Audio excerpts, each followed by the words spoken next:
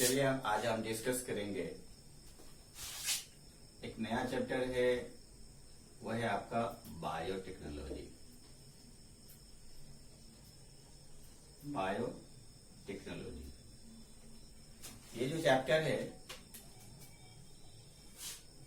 देखने में लगता है कि बहुत टफ है। ज्यादा बच्चे इस चैप्टर को ज्यादा ध्यान नहीं देते हैं क्योंकि लगता है कि इतना बर्डन हो रहा है। लेकिन ये जो बायोटेक्नोलॉजी है सबसे इजी और मार्केबल चैप्टर है, चाहे वो बोर्ड के लेवल से हो चाहे वो मेडिकल पॉइंट ऑफ व्यू से हो। ये दोनों के लिए क्या होता है, बहुत इंपॉर्टेंट लगता है। अगर नीट की बात करें तो लगभग 5 से 6 क्वेश्चन जो है वो आपका नीट में रहता है। बोर्ड का भी अगर एग्जाम है तो उसमें से भी एक सिलेक्टेड क्वेश्चन होता है। तो आप जानते हैं कि बायोटेक्नोलॉजी जो है इसमें 2 वर्ड है, एक है बायो और दूसरा है टेक्नोलॉजी। नहीं, जिस तरह से एक मैथ का स्टूडेंट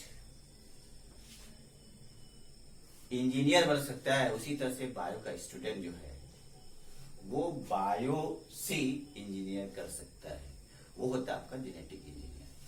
तो कहने मतलब है कि ये जो बायो और टेक्नोलॉजी, बायो तो हम जानते हैं कि लिविंग ऑर्गेनिज्म, चाहे वो प्लांट्स हो, चाहे यूनिसेलुलर प्लांट्स हो, चाहे मल्टीसेलुलर प्लांट्स हो, चाहे यूकैरियोटिक हो, चाहे प्रोकैरियोटिक हो, वो सारा जो है ना यूज होता है इस टेक्नोलॉजी में।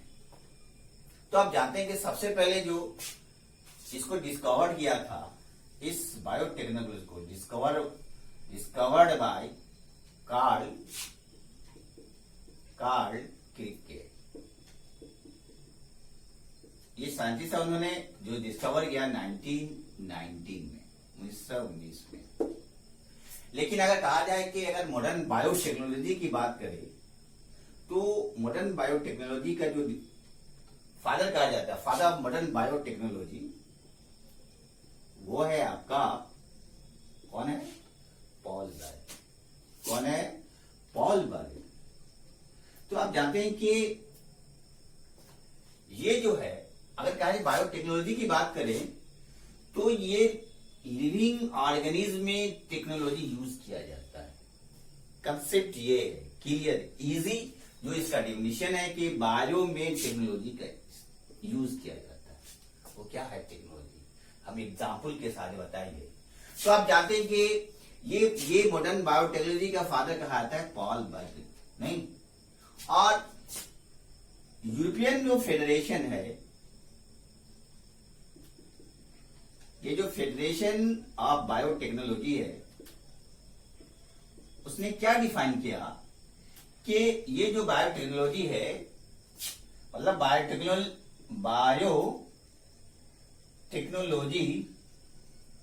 is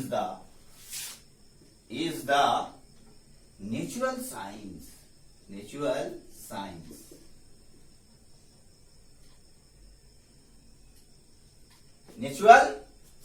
and organism. किसका? ऑर्गेनिज्म में। आप जानते हैं, जाहिर सी बात है कि जो हमारे नेचर में जो ऑर्गेनिज्म है उसका यूज किया जाता है टेक्नोलॉजी। ये किसका था? यूरोपियन फेडरेशन का ये डिफिनेशन था। लेकिन आप जानते हैं कि इस बायोटेक्नोलॉजी में बहुत बड़ा इंपॉर्टेंस होता है। इससे पहले जो ब्रांच था, जो प्रोसेस आया था, वो था आपका हाइब्रिडाइजेशन। क्या था वो था हाइब्रिडाइजेशन। आप जानते हैं कि हाइब्रिडाइजेशन में क्या था? जो ग्रीन रेवोल्यूशन हुआ था, इसे फादर ऑफ जो ग्रीन रेवोल्यूशन जो है आपके एम.एस. स्वामीनाथन, उन्होंने हाइब्रिडाइजेशन का यूज किया और ग्रीन रेवोल्यूशन में ये एग्रीकल्चर के फील्ड में उन्होंने क्रांति लाई, रेवोल्यूशन लाया, जिसके वजह से जो वीट का जो सीरियल का प्रोडक्शन था वो 3 गुना हुआ। लेकिन उससे भी मामला हल नहीं हुआ। मतलब कि ये जो हाइब्रिडाइजेशन यूज किया था, आज से जो पहले जमाने में था कि आपका जो वीट का जो प्लांट्स होता था ना, वो 9 फीट 8 फीट 9 फीट होता था। क्योंकि बायोटेक्नोलॉजी में जेनेटिक्स का भी इस्तेमाल होता है, जेनेटिक का यूज किया जाता है, उसके ट्रेस का यूज किया जाता है। तो ये जो ग्रीन रेवोल्यूशन था, इसमें प्रोडक्शन कम हुआ, लेकिन इसके जगह पे लाया गया अभी जो बायोटेक्नोलॉजी का जो यूज किया गया, इस ब्रांच से, इस बायोटेक्नोलॉजी से जो प्रोडक्शन किया गया बहुत फास्ट था, बहुत फास्ट डेवलप हुआ। आप इस बायोटेक्नोलॉजी से आप किसी चीज का बना फॉर्मेशन कर सकते हैं, चाहे आप एंजाइम बना सकते हैं, चाहे आप प्रोटीन बना सकते हैं, चाहे आप इंसुलिन बनाते हैं, चाहे आप एंटीबायोटिक्स बनाते हैं, चाहे वो आप हार्मोन्स बना सकते हैं, चाहे आप न्यूरोट्रांसमीटर बना सकते हैं। ये सारे का सारे जो है आप बायोटेक्नोलॉजी के जरिए आप यूज करते हैं, जो उसके जरिए प्रोडक्शन का फॉर्मेशन होता है। तो मेरे कहने का मतलब है कि ये जो बायोटेक्नोलॉजी था,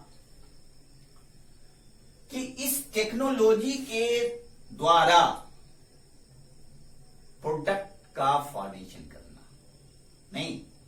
तो आप जानते हैं कि अगर कहा जाए कि अगर एक एग्जाम्पल बतावे कि कौन सा टेक्नोलॉजी था, इसमें आता है आपका जेनेटिक इंजीनियरिंग ना। आप जानते हैं कि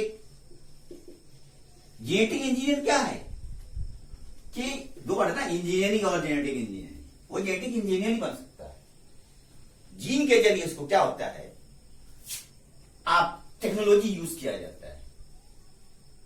तो एक अगर बताया जाए, एक ऑटोमोबाइल इंजीनियर की बात करें या मैकेनिकल इंजीनियर की बात करें, तो एक ऑटोमोबाइल क्या कर सकता है कि एक कोई अगर डैमेज गाड़ी है, तो डैमेज गाड़ी का पार्ट पुर्जा अगर उसका खराब है, तो एक अच्छे गाड़ी में अगर दे करके उसको अच्छा मॉडल तैयार किया जाता है, तो इसका इस्तेमाल जो यूज किया जाता है टूल्स एंड टेक्निक का।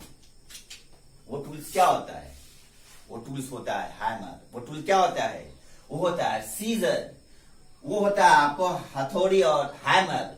उसको निकाल कर उस टूल्स को यूज करके ट्रांसफर करके एक नए एक कार का फॉर्मेशन किया जाता है। उसी तरह से जेनेटिक इंजीनियरिंग में, इस जेनेटिक इंजीनियरिंग में जीन आप बना सकते हैं, हार्मोन्स जीन के जरिए आप चेंज कर सकते हैं, आप बना सकते हैं, प्रोटीन बना सकते हैं, आप एंजाइम बना सकते हैं। आप इतना प्रोडक्ट्स आपके मार्केट में है, वो आपको बायोटेक्नोलॉजी की वजह से। आप एंटीबायोटिक बना सकते हैं, आप इंसुलिन बना सकते हैं। तो इसके जरिए जेनेटिक इंजीनियरिंग में क्या होता है कि जीन के जरिए क्या है, वो प्रोटेक्शन तैयार किया जाता है। आप यहां देखें, कहा जाता है कि सबसे पहले जो इस बायोटेक्नोलॉजी में क्या किया गया था, ठीक है, बायोटेक्नोलॉजी में आप ऑर्गेनिज्म का इस्तेमाल कर सकते हैं, आप बैक्टीरिया का इस्तेमाल कर सकते हैं, नहीं है कि नहीं, आप एल्गी का इस्तेमाल कर सकते हैं, आप फंजाई का इस्तेमाल कर सकते हैं, आप एनिमल्स का इस्तेमाल कर सकते हैं। मतलब इस सब के जरिए आप इस्तेमाल करके क्या करते हैं, आप एक जेनेटिक मॉडिफाइड ऑर्गेनिज्म का फॉर्मेशन कर सकते हैं। तो एक चीज जान लीजिए, इस बायोटेक्नोलॉजी में आपको क्या क्या देखना है। ये जो बायोटेक्नोलॉजी में जो आप देखेंगे, अगर आप स्टडी करेंगे, तो इस बायोटेक्नोलॉजी में सबसे पहले आप जानते हैं कि डिफाइन है कि बायो के जरिए टेक्नोलॉजी यूज किया जाता है, नहीं। तो उसमें आपको क्या देखना है कि ऑर्गेनिज्म का इस्तेमाल किया जाता है, नहीं, चाहे वो बैक्टीरिया हो, चाहे एल्गी हो, चाहे फंजाई हो, चाहे एनिमल्स हो। तो उस ऑर्गेनिज्म में से कहा जाता है कि बैक्टीरिया को ही यूज किया गया, हमें क्यों नहीं यूज किया गया, आपसे क्यों नहीं यूज किया गया, बैक्टीरिया को ही क्यों यूज किया गया, और इससे ही जेनेटिक मॉडिफाइड ऑर्गेनिज्म या जेनेटिक मॉडिफाइड बैक्टीरिया के जरिए न्यू प्रोडक्ट्स बनाया गया। तो इसलिए क्या गया कि आप जानते हैं कि बैक्टीरिया जो है ना फास्ट डिवाइड करता है, बहुत फास्ट डिवाइड करता है। क्या करता है ये? फास्ट डिवाइड करता है। और जब फास्ट डिवाइड करेगा ना तो कोई भी अगर प्रोडक्ट बनाना है, चाहे इंसुलिन बनाना है, चाहे आपको हार्मोन बनाना है, तो आप बैक्टीरिया के जरिए क्या है आप बना सकते हैं। तो क्योंकि वो फास्ट डिवाइड करता है, फास्ट डिवाइड करने से आपका जो प्रोडक्ट बनेगा वो इंसुलिन का बन सकता है, वो एंजाइम का बन सकता है। तो आप जानते हैं मान लीजिए ये बैक्टीरिया है ना, ये बैक्टीरिया है, इस बैक्टीरिया से हमको बनाना है। सबसे पहले जो बैक्टीरिया का यूज किया था वो साल्मोनेला टाइफाइड, जो टाइफाइड कॉज करता है, टाइफाइड। सबसे पहले इस साल्मोनेला टाइफाइड का इस्तेमाल किया था। और आज के डेट में किस बैक्टीरिया का इस्तेमाल कर सकते हैं? आज के डेट में हम ई कोलाई का इस्तेमाल किया जाता है, स्ट्री कोलाई का। हम बैक्टीरिया को इसलिए यूज करते हैं कि बैक्टीरिया फास्ट करता है। ह्यूमन का तो नहीं कर सकता, ह्यूमन का लाइफ बिता सकता है 70 या 80 ईयर्स, इसलिए यूज नहीं करते ना। वो अगर यूज करेंगे तो क्या होगा, वो डिस्ट्रॉय खत्म हो जाएगा। लेकिन बैक्टीरिया तो नहीं खत्म करने वाला ना। बैक्टीरिया का डिवाइड करता है तो पर मिनट्स जो है ना, पर मिनट्स की बात करें, मिलियन एंड मिलियन डिवाइड होगा, मिलियंस एंड मिलियन डिवाइड होगा, मिलियन एंड मिलियन डिवाइड होगा। तो आप जानते हैं इसलिए बैक्टीरिया का यूज किया गया। क्यों? आप जानते हैं कि बैक्टीरिया में दो तरह का क्रोमोसोम होता है। एक को कहते हैं नॉर्मल क्रोमोसोम, आपको बताया ना बायोटेक्नोलॉजी के साथ जेनेटिक्स का इस्तेमाल किया जाता है। कंसेप्ट क्लियर होना चाहिए। चूंकि ये बायोटेक्नोलॉजी जो है ना, जो चैप्टर वो कंसेप्चुअल है, रट्टा मारने की जरूरत नहीं है आप लोगों को। ये कंसेप्चुअल चैप्टर है, जो आपका कंसेप्ट क्लियर होगा तो समझ में आ जाएगी बात। क्योंकि आपको बायोटेक्नोलॉजी पहले आप क्या पढ़ना है, प्रिंसिपल पढ़ना है। दो चीजें बायोटेक्नोलॉजी पढ़ना, एक है आपका प्रिंसिपल, प्रिंसिपल जो है आपका प्रिंसिपल सिद्धांत। उसके बाद जब प्रिंसिपल आप तरीका समझ जाएंगे ना, तो दूसरा क्या होगा, एप्लीकेशन पढ़ना है। जो चीज आप बनाएंगे ना, जो प्रोडक्ट, उसका कैसे अप्लाइड करेंगे। एप्लीकेशन मतलब हाउ डू यू अप्लाई, कैसे अप्लाई करेंगे। तो पहले क्या प्रिंसिपल जानेंगे ना।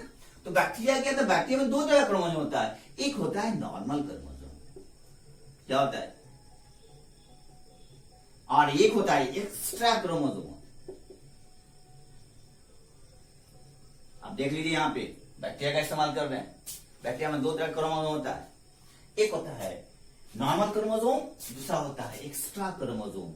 इसको कहा जाता है, इस एक्स्ट्रा क्रोमोसोम का आता है प्लाज्मिड कहा जाता है। क्यों लिया जाता है बैक्टीरिया को? ये जो आपका कहा जाता है, सबसे पहले जो जिस वायरस का इस्तेमाल किया था वो था आपका S40 वायरस। उसका डीएनए लिया गया था, उसका डीएनए लेकर के बैक्टीरिया में यूज किया गया।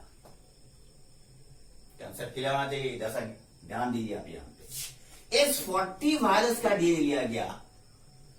तो ये जो S40 वायरस, इसको पैसेंजर डीएनए कहा जाता है ना, पैसेंजर है ना। आपको जाना पड़ता तब हम जाना, या आपको जाना दिल्ली जाना है ना, क्या किससे जाएंगे आप, पैसेंजर है, आपको जाना किससे, आपका वेक्टर कौन होगा, वहां वेक्टर का इस्तेमाल किया जाता है। वहां कैरियर जो ले जाने वाला था उसका इस्तेमाल किया जाता है। इसको हम बैक्टीरिया में डायरेक्ट नहीं डाल सकते, बैक्टीरिया में डायरेक्ट नहीं, क्यों, बगैर पैसेंजर क्या है, बगैर गाड़ी के आप जब नहीं जा सकते हैं, तो क्या बगैर वेक्टर के यहां काम चलेगा, नहीं चलेगा। तो हाँ, वेक्टर का यूज किया जाता है और इसका डीएनए ट्रांसफर किया जाता है वेक्टर में ना। और ये वेक्टर क्या होता है, ये वेक्टर होता है बैक्टीरियोफेज। क्या होता है, क्या कौन सा वेक्टर आता है, इस वेक्टर का नाम है बैक्टीरियोफेज। ये क्या है बैक्टीरियोफेज, ये वायरस है, वायरस, ये हार्मफुल वायरस है, ये बैक्टीरिया को खा जाने वाला है, इसको बैक्टीरियोफेज कहा जाता है। तो इसका डीएनए डालते हैं वेक्टर में ना, ये पैसेंजर डीएनए ना। तो ये जब आप डालेंगे तो बैक्टीरिया क्या है, बैक्टीरिया होस्ट है। बैक्टीरिया क्या है, बैक्टीरिया होस्ट है। ये ट्रांसजेनिक ऑर्गेनिज्म है, या इसे कहा जाता है ये जेनेटिकली मॉडिफाइड ऑर्गेनिज्म है। आपको तो न्यू प्रोडक्ट बनाना है ना, तो जिसके जरिए जाएगा उसको आप क्या कहते हैं? वेक्टर। ये बैक्टीरिया जो बैक्टीरियोफेज है ना, ये अपना डीएनए को डाल देगा, इसके जरिए भेज रहे हैं ना। क्या भेज रहे हैं, हम एग्जाम्पल की बता रहे हैं। इसके जरिए भेजा जा रहा है, क्या चीज भेजा जा रहा है, क्या बनाना है आपको? चलिए हम बात करते हैं। आपको इंसुलिन बनाना है ना, आपको आप एक देखेंगे,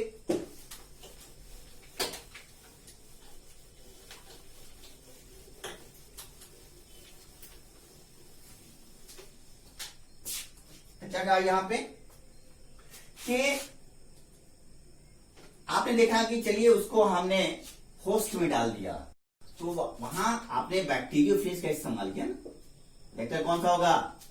बैक्टीरियोफेज। किसमें डाला जा रहा है? उस बैक्टीरिया में। नहीं, बैक्टीरिया आपका क्या है? होस्ट है। बैक्टीरिया आपका क्या है? जीएमओ है, जेनेटिक मॉडिफाइड ऑर्गेनिज्म है। मतलब है ये जो आपको ट्रांसफर हो रहा है, इसमें आप जानते हैं कि दो तरह का इसमें जीन होता है ना। एक होते हैं नॉर्मल क्रोमोसोम, जो आप नॉर्मल क्रोमोसोम को आप निकाल देंगे ना तो बैक्टीरिया मर जाएगा। अगर नॉर्मल क्रोमोसोम को आप निकाल देंगे ना तो बैक्टीरिया मर जाएगा। लेकिन इसमें दूसरा जो क्रोमोसोम होता है, एक्स्ट्रा क्रोमोसोम, तो ये जो एक्स्ट्रा क्रोमोसोम होता है उसे क्या कहा जाता है? प्लाज्मिड कहा जाता है।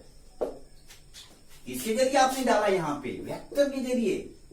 यहां दो तरह का वेक्टर का यूज किया जाता है, एक बैक्टीरियोफेज और दूसरा प्लाज्मिड भी है ना, वो भी आपका वेक्टर है। तो ये क्यों इस्तेमाल होता है? तो इसलिए इस्तेमाल होता है इसका यूज कि प्लाज्मिड जो है, प्लाज्मिड आपने क्या किया? आपने जिस SV40 वायरस को के डीएनए को आपने ट्रांसफर कर दिया, किसमें? बैक्टीरिया में ना। तो बैक्टीरिया क्या? बैक्टीरिया होस्ट है, और बैक्टीरिया जब होस्ट है आपने एक जेनेटिक मॉडिफाइड ऑर्गेनिज्म का फॉर्मेशन करता है। तो प्लाज्मिड को इसलिए लिया गया कि प्लाज्मिड होता है सर्कुलर और दूसरा होता है ऑटोनोमस बॉडी होता है। क्या होता है? ऑटोनोमस बॉडी होता है। इसको आप निकाल देंगे तो बैक्टीरिया मर जाएगा। लेकिन ये इसको डिवाइड करने का क्या है? ऑर्डर नहीं लेना पड़ता है, वो खुद से डिवाइड करता है। वो क्या करता है? खुद से डिवाइड करता है। तो जब खुद से हुआ उसको कहा था ऑटोनोमस, किसी का परमिशन लेने की जरूरत नहीं है। जब आप इसमें डाल देते हैं किसी फॉरेन क्या कहते हैं, बाहर से ला करके आप डीएनए को डालते हैं, फॉरेन डीएनए को, तो ये आपका जेनेटिक मॉडिफाइड ऑर्गेनिज्म बनता है। नहीं, फॉरेन डीएनए कौन हुआ? फॉरेन डीवाई जो आप SV40 वायरस का इस्तेमाल करते हैं ना, वो फॉरेन जो बाहर से लाके जाती है, तो बना क्या? वो बना ट्रांसजेनिक ऑर्गेनिज्म, जीएमओ बना। और ये जीवन जो चूंकि वो ये प्लाज्मिड का यहाँ क्या होता है, ये ऑटोनोमस है, वो खुद से डिवाइड करता है। लेकिन नॉर्मल क्रोमोसोम आप निकाल देंगे तो मर जाएगा। तो जाहिर सी बात है कि ये आप अगर मान लेंगे हमको इंसुलिन बनाना, चलिए एक एग्जाम्पल बता दें आपको, तो क्या करेंगे इंसुलिन का? आप जानते हैं कि अगर ह्यूमन बीइंग्स की बात करें तो अगर डिफिशियंसी ऑफ इंसुलिन हो जाए तो क्या होगा? जहां इंसुलिन की कमी हो जाएगी तो क्या होगा? जहां इंसुलिन की कमी हो जाएगी वहां डायबिटीज मेलिटस क्या कहते हैं, डायबिटीज कॉज करता है, डायबिटीज मेलिटस कॉज करता है। डिफिशियंसी ऑफ इंसुलिन, तो जाहिर सी बात इंसुलिन कमी हो जाएगी, ब्लड वेसल में शुगर का कलेक्ट होगा, इसकी वजह से क्या होगा? डायबिटीज कॉज करेगा। तो क्या करेंगे? उसको आप बाहर से ला करके देंगे ना, इंसुलिन बाहर से उस पर्सन को देंगे जहां वो डायबिटीज कॉज किया गया। तो आपको तो बनाना है इंसुलिन ना, ये सारा प्रोसेस, अगर आप इस प्रोसेस के जरिए आप यूज कर सकते हैं, आप प्लांट का इस्तेमाल कर सकते हैं, आप क्या करते हैं, आप बैक्टीरिया का इस्तेमाल करते हैं, आप फंजाई का इस्तेमाल कर सकते हैं, आप एनिमल का इस्तेमाल करते हैं। तो इसका इस्तेमाल करके आप इस्तेमाल करते हैं उस बैक्टीरिया के जरिए जो बनाता क्या है, जेनेटिक मॉडिफाई ऑर्गेनिज्म। पूछता है क्वेश्चन ये गेट लेवल में, बोर्ड लेवल में क्वेश्चन पूछा जाता है कि what is the genetic modify organism, कैसे होता है नहीं, और किस बैक्टीरिया का इस्तेमाल होता है। अब इस बताने इकोलाई का इस्तेमाल किया जा रहा है क्योंकि फास्ट मॉडिफाई करता है। अगर वो इंसुलिन का जो हम यहाँ डीएनए डालेंगे ना, किसी लिविंग ऑर्गेनिज्म का इंसुलिन ले लीजिए और इस प्रोसेस के लिए डाल दीजिए, तो जाहिर सी बात है तो क्या बनेगा वो प्रोडक्ट, इंसुलिन ही बनेगा ना।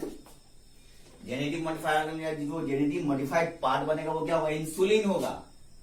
चूंकि आप जानते हैं कि बैक्टीरिया फास्ट क्या कर डिवाइड करता है, तो पर मिनट मिलियन एंड मिलियन क्या होगा, इंसुलिन बनेगा। आपको बनाना क्या है, लीजिए इंसुलिन बना लीजिए, इंसुलिन लीजिए और इस बेचारे डायबिटीज में डाल दीजिए, डायबिटीज ठीक हो जाएगा। उसी तरह से आप प्रोटीन बना सकते हैं, उसी तरह से आप हार्मोन बना सकते हैं, उसी तरह से आप ये न्यूरो ट्रांसमीटर बना सकते हैं। सारे का इस्तेमाल जो है, सारे का इस्तेमाल आप लिविंग ऑर्गेनिज्म के जरिए क्या है इस्तेमाल कर सकते हैं। आप एक चीज और देखिए, आपने बना लिया ना जेनेटिक मॉडिफाइड ऑर्गेनिज्म बना लिया, तो आप देखेंगे कि किसके जरिए बनाना, आपने डाला किसमें, आपने डाला प्लाज्मिड में, नहीं प्लाज्मिड डाला, क्या चीज डाला, इंसुलिन डाला, नहीं तो इंसुलिन डाला इस प्लाज्मिड में, तो इंसुलिन बनेगा, ये डिवाइड करेगा, ऑटोनोमस है, मल्टीपल कॉपी बनेगा इंसुलिन का, जिसे क्लोन कहा जाता है, क्लोनिंग नहीं क्या कहता है, क्लोनिंग कहा जाता है। तो मल्टीपल कॉपी बनेगा ना इसका, तो इसलिए प्लाज्मिड को क्या किया जाता है, ये प्लाज्मिड को जैसे हुआ तो फिर से उसको क्या कहता है, ये आप पढ़ेंगे रिकम्बिनेंट डीएनए का फॉर्मेशन करता है। मतलब बाहर से डीएनए डाले ना, जो एक क्या कहता है जेनेटिक मॉडिफाइड ऑर्गेनिज्म बनाया ना, उसको क्या कहता है, रिकम्बिनेंट डीएनए। आपने बाहर से ला करके उस बैक्टीरिया में डाला और वहां से रिकम्बाइन होकर के रिकम्बिनेंट डीएनए बना। तो इस कैसे बना हम नेक्स्ट क्लास में डिस्कस करेंगे। ये रिकम्बाइन डीएनए बना, वो उसमें यूज किया जाए टूल्स एंड टेक्निक का, बताया ना। एक ऑटोमोबाइल क्या करता है, इंसीजर का यूज करता है, एक हैमर का यूज करता है, नहीं, और उस नट खोलने वाला होता है, उस नट को वहां लगा। उसी तरह से जेनेटिक इंजीनियरिंग जो है इस प्रोसेस के जरिए इसको काट के उसको क्या करेगा, रिकम्बाइन करेगा। तो कहने का मतलब है कि हम लिविंग ऑर्गेनिज्म में तो बना सकते हैं ना, हम बैक्टीरिया बनाते हैं, हम क्या करते हैं बैक्टीरिया, हम इसमें एल्गी बनाते हैं, हम फंजाई बनाते हैं, बना सकते हैं, हम एनिमल से बना सकते हैं, हम प्लांट से बना सकते हैं। तो क्या करेंगे, सबसे पहले है कि ये जो आप रिकम्बिनेंट डीएनए बनाना है, सबसे पहले ये जो लिविंग ऑर्गेनिज्म है उस डीएनए को आइसोलेट करेंगे। किसी भी लिविंग ऑर्गेनिज्म का जब आप जानते हैं कि उसका सेल बना हुआ क्या चीज का, प्रोटीन का बना होता है ना, डीएनए का बना होता है। आपको क्या बनाना है, डीएनए बनाना, रिकम्बाइंड डीएनए। तो क्या करेंगे आप उसके लिविंग ऑर्गेनिज्म, चाहे वो बैक्टीरिया हो, उसमें से आपको निकालना डीएनए। आप एल्गी से निकाल सकते हैं उसके सेल से डीएनए, फंजाई से निकाल सकते हैं उसका डीएनए, एनिमल से निकाल सकते हैं उसका डीएनए, और प्लांट से निकाल सकते हैं उसका डीएनए। कैसे निकालेंगे, कैसे आइसोलेट करेंगे? तो आप जानते हैं ना, ये भी सेल वाल का बना होता है, ये भी सेल वाल बनाता है, ये भी सेल वाल का बनाता है। हाउ टू यू आइसोलेट, कैसे आइसोलेट करेंगे? इस आइसोलेट करने के बाद आप इसका डीएनए इस्तेमाल कर सकते हैं, आप एल्गी का इस्तेमाल कर सकते हैं। तो कैसे आइसोलेट करेंगे? तो सबसे पहले आपको सेल वाल को डिस्ट्रॉय करना पड़ेगा। क्या करना पड़ेगा? सेल वाल को डिस्ट्रॉय करना पड़ेगा। आप जानते हैं कि एक जो सेल है उसमें क्या होता है, उसमें आपका प्रोटीन होता है, नहीं? उसमें क्या होता है, सेल ऑर्गेनेल्स होता है, उसमें क्या होता है, लिपिड्स होता है, नहीं? उसमें क्या होता है, आरएनए होता है, उसमें क्या होता है, डीएनए होता है, नहीं? निकाला क्या है, डीएनए बना। तो क्या करेंगे, जब भी एक ही जान लीजिए, सेल वाल को डैमेज करेंगे तो पहले आप जानते हैं कि इसको क्या चीज से डैमेज करेंगे, बताया ना कि टूल्स एंड टेक्निक होता है। वर्टिकली उसमें इंसीजर होता है। वो इंसीजर क्या होता है? वो होता है आपका रिस्ट्रिक्शन एंजाइम। नहीं बताएंगे नेक्स्ट क्लास में, हम नेक्स्ट लेक्चर में हम डिस्कस करेंगे।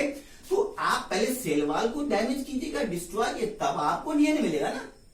क्योंकि बॉडी बना हुआ प्रोटीन सेल, ऑर्गेनेल से, लिपिड से, आरएनए से, डीएनए से। तो आप जानते हैं इसका सेल वॉल क्या होता है? लाइसोजाइम का बना होता है। तो लाइसोजाइम के लिए इसको आप डिस्ट्रॉय कर सकते हैं, तब जाकर के क्या होगा। उसी तरह से अगर एल्गी की बात करें तो एल्गी क्या चीज का बना होता है? ये बना होता है सेलुलोज का। तो वहां कौन सा इस्तेमाल करेंगे डैमेज करने के लिए उसके सेल वॉल को? सेलुलोज का। फंजाई क्या चीज का बना होता है? काइटिन का। तो कौन सा हम एंजाइम इस्तेमाल करेंगे? काइटिनीज का।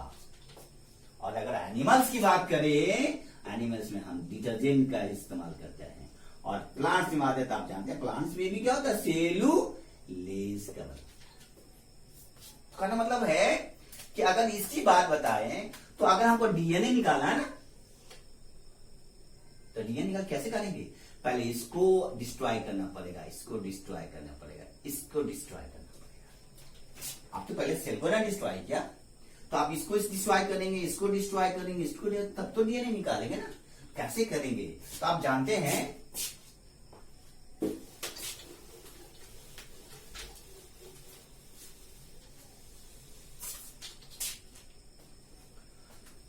कि अगर प्रोटीन है, आप जानते हैं कि सेल वाले क्या चीज का बना होता है? हमारा प्रोटीन सेल ऑर्गेन क्या चीज का बना होता है? ये प्रोटीन का बना होता है ना।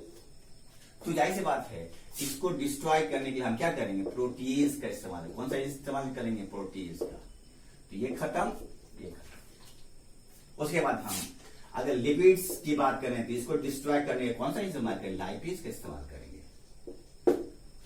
लाइपिड करेंगे तो ये खत्म। अगर आने नहीं देखेंगे, अगर इसको डिस्ट्रॉय करेंगे तो राइबो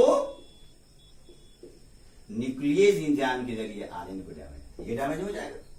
तो आपका क्या निकल जाएगा? आपका निकल जाएगा डीएनए। तो आपका डीएनए क्या हुआ? एक रिकम्बाइंड डीएनए बन गया। तो इस डीएनए को क्या करेंगे?